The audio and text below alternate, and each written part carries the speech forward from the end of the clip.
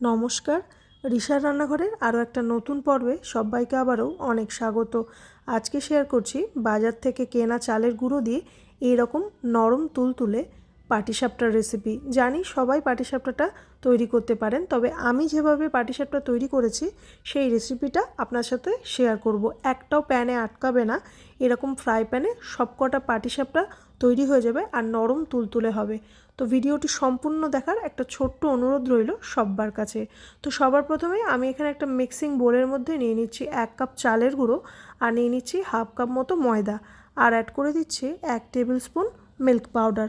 সমস্ত কিছুকে খুব ভালো করে প্রথমে মিশিয়ে নেব একটা হুইস্কারের সাহায্যে শুকনো উপকরণগুলোকে। এবারে অ্যাড করে দেবো 1/3 কাপ গুড়।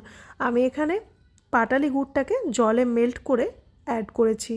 তো এবারে আমি অ্যাড করে দেবো দুধ। এখানে আমি দুধটা একদম ঠান্ডা নিইনি, আবার ভীষণ গরম নিইনি, ঈষদুষ্ণ কুসুম গরম আমি দুধটাকে এখানে অ্যাড করেছি। দুধটাকে আমি একবারে অ্যাড করব না, আস্তে আস্তে করে আমি 3 থেকে 4 বারে দুধটাকে অ্যাড করতে থাকবো আর খুব ভালো মতো মিক্স করতে থাকবো। লক্ষ্য রাখতে হবে কোনোভাবেই যেন এখানে লাম্পস না তৈরি হয়। একদম লাম্পস ফ্রি স্মুথ একটা ব্যাটার তৈরি করতে হবে, একদম রানিং কনসিস্টেন্সিওয়ালা। তো এই দেখুন আমি বেশ কয়েকবারে এখানে দুধ অ্যাড করেছি। আমি এখানে মোট 1.5 কাপ মতো দুধ অ্যাড করেছি এই পাতলা ব্যাটারটাকে তৈরি করার জন্য। পাটিসাপটার ব্যাটার একটু পাতলা হবে, আমি আপনাদের দেখিয়ে দিচ্ছি ঠিক কতটা পাতলা হয়েছে ব্যাটারটা। এই দেখুন, দেখেই বুঝতে পারছেন। এবারে না এটাকে 10 থেকে 15 মিনিটের জন্য রেস্টে রেখে দেবো। এবারে আমি পাটিসাপটার পুরটা তৈরি করে নেব। তার জন্য একটা ফ্রাই প্যানের মধ্যে অ্যাড করে দিলাম হাফ চা চামচ ঘি, আর অ্যাড করে দিচ্ছি 1 কাপ তরল দুধ। দুধটা এখানে আগে থেকে জাল করে রেখেছিলাম। এবারে দুধটাকে মিডিয়াম টু হাই ফ্লেমে রেখে একদম ঘন করে ক্ষীরের মতো করে নেব।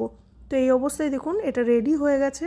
এবার অ্যাড করে দিচ্ছি 1 কাপ মতো ফ্রেশ কোরানো নারকেল, আর অ্যাড করে দিচ্ছি গুড়। গুড়টাকে আমি গ্রেট করে অ্যাড করেছি। মিষ্টিটা আপনারা আপনাদের পছন্দ অনুযায়ী অ্যাড করবেন। ইচ্ছে হলে হাফ গুড় আর হাফ চিনিটাকেও এখানে অ্যাড করে নিতে পারেন। মিডিয়াম ফ্লেমে ভালো করে নেড়ে চেড়ে এটাকে জাল করে নেবো, আর এইভাবে একটা মিক্সচার তৈরি করে আমি একটু সাইডে রেখে দেবো। এবারে আমি এখানে একটা কড়াইয়ের মধ্যে খুব সামান্য পরিমাণ ঘি ব্রাশ করে নিচ্ছি, আর ব্যাটারটা এখানে আমি ঢেলে দিচ্ছি। এখানে আমি একটা 1/4 কাপ মেজারিং কাপ নিয়ে নিয়েছি, যাতে সবকটা পাটিসাপটার সাইজটা একই রকম থাকে। তো খুব সাবধানে আমি কড়াইটাকে একটু ঘুরিয়ে দিলাম, ব্যাটারটা যাতে একটু ভালো মতো ছড়িয়ে যায়। কয়েক সেকেন্ডের মধ্যেই ওপরের সারফেসটা এরকমভাবে তৈরি হয়ে যাবে। আর পুরটাকে আমি এক সাইডে রেখে এভাবে খুন্তির সাহায্যে, যেভাবে আমরা সাধারণত পাটিসাপটাটা তৈরি করে থাকি সেভাবে ফোল্ড করে নেব। খুব সহজেই একদম পাটিসাপটাটাকে ফোল্ড করে নিতে পারবো, আর খুব সহজেই কড়াই ছেড়ে উঠেও আসবে, আর একদম মিনিটের মধ্যেই এটা রেডি হয়ে যাবে। একটা পাটিসাপটা একদম কড়াইয়ের গায়ে আটকাবে না।